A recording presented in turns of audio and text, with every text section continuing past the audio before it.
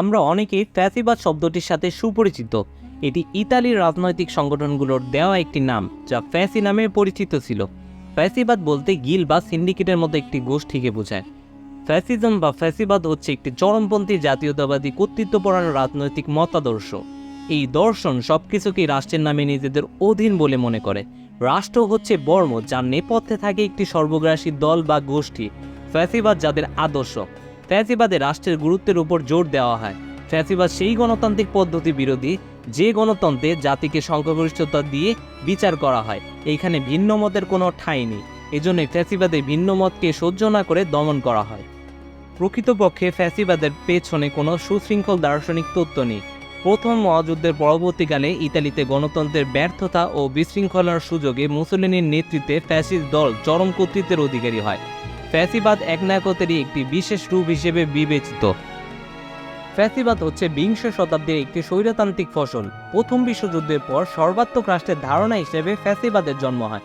ইতালিতে Benito Mussolini ফ্যাসিবাদের জনক হিসেবে পরিচিত। তিনি 1919 সালে মিলানে ফ্যাসিকো ডি কম্বার্টিমেন্টো নামে একটি ফ্যাসিস্ট দল গড়ে তোলেন। এইভাবে ফ্যাসিবাদের সূত্রপাত ঘটে। পরিপূর্ণ অর্থে ফ্যাসিবাদের আবির্ভাব ইতালিতে ঘটলেও এর আগে পোল্যান্ড, ফিনল্যান্ড, হাঙ্গেরি, জার্মানি প্রভৃতি দেশে ফ্যাসিবাদের পূর্বাভাস দেখা গিয়েছিল।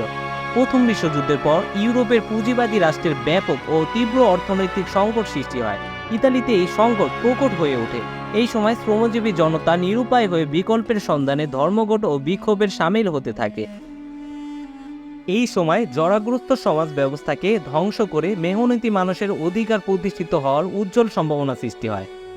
ইতালিতে সোশ্যালিস্ট পার্টি 1920 সাল পর্যন্ত প্রাধান্যমূলক ভূমিকা ছিল, কিন্তু এই বিপ্লবী পরিস্থিতিকে কার্যকর করার জন্য প্রয়োজনীয় গঠনমূলক নেতৃত্ব দিতে তারা ব্যর্থ হয়।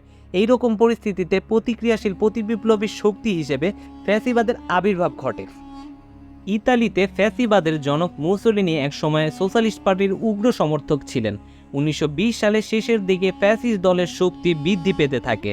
বিক্ষোভ ও বিপ্লবের চাপ প্রতিহত করার জন্য বুর্জোয়া সরকার দলকে মদত দিতে থাকে। গুরুত্বপূর্ণ কতগুলো বিষয়, যেমন কৃষকদের জন্য জমি, শিল্প কারখানা শ্রমিকদের নিয়ন্ত্রণ, ধর্মঘটের অধিকার, মধ্য ব্যবসায়ীদের মুনাফা বাজেয়াপ্তকরণ, সরকারি দুর্নীতি, চোরা কারবারের বিলোপ প্রভৃতি সম্পর্কে তাৎপর্যপূর্ণ স্লোগান, যা মানুষকে খুবই দ্রুত আলোড়িত করে। এইভাবে ফ্যাসিস্ট দলের রাষ্ট্র ক্ষমতা দখলের পথ সুগম হতে শুরু করে। ফ্যাসিস্ট দল শ্রমিক, কৃষক ও মেহনতি মানুষের হিংস্র আক্রমণ বাড়িয়ে যেতে থাকে।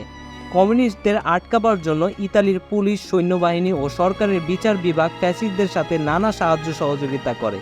ফ্যাসিস্টরা রোম অভিযান শুরু করে 1922 সালের 28শে অক্টোবর। মুসোলিনি রোমে হাজির হয় 30শে অক্টোবর।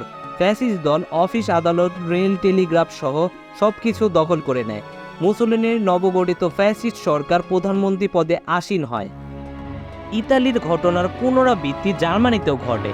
জার্মানিতে শ্রমজীবী মানুষের সংগ্রামকে অগ্রগতির পথে পরিচালিত করতে সামাজিক গণতন্ত্রী দল ব্যর্থ হয়। এর জন্য দায়ী ভ্রান্ত নেতৃত্ব ও তাদের শোধনবাদী চরিত্র। এই অবস্থায় জার্মানিতে হিটলারের নেতৃত্বে নাৎসি দল ক্ষমতাসীন হয়ে ওঠে। তাছাড়া স্পেনে ফ্যালাঙ্গিস্ট পার্টি, চীনে কুওমিন্তাং পার্টি এবং আর্জেন্টিনায় পেরোনিস্টরা রাষ্ট্র ক্ষমতা দখল করে নেয়।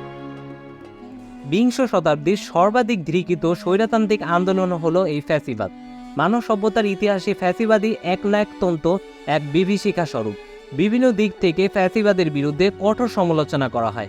মূলত উদারনৈতিক ধ্যান ধারণা ও মার্ক্সীয় দর্শনের পরিপ্রেক্ষিতে ফ্যাসিবাদী ধারণার সমালোচনা করা হয়।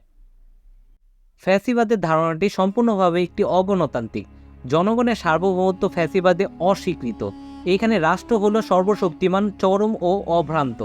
ফ্যাসিবাদে ফ্যাসিস্ট দল বাদে সকল রাজনৈতিক দলের অস্তিত্বকে বলপূর্বকভাবে ধ্বংস করা হয়। ফ্যাসিবাদের মূল মন্ত্র হলো এক জাতি, এক রাষ্ট্র, এক দল ও এক নেতা। ব্যক্তি স্বাধীনতা সম্পর্কে ফ্যাসিবাদের ধারণা ভ্রান্ত। এই ক্ষেত্রে ফ্যাসিবাদের হেগেলীয় দর্শনকে অনুসরণ করে। ফ্যাসিবাদ যুদ্ধবাজ এবং সাম্রাজ্যবাদী আদর্শে বিশ্বাসী।